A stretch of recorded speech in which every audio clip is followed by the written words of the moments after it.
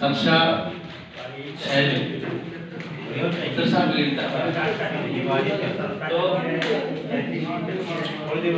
मैं चाहता हूँ कि मैं जो बोलूँ आप भी दोहराएंगे।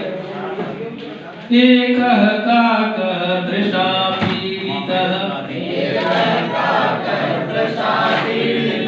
जलम न लभते दूरे दूरे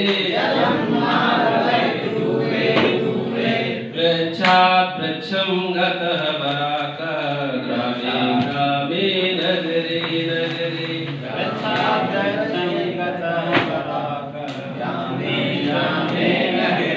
नगरे एकं सहसा घटं दृष्टवान् घटे जलं दृष्टं बहुदूरे खण्डं खण्डं पाषाणानां क्षिप्तवान् काकः जलमध्ये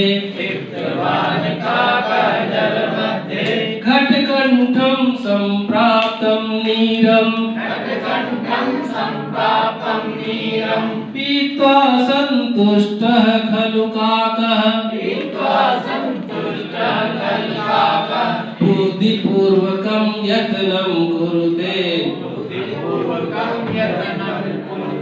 वदन सफलतां लभते काकः वदन सफलतां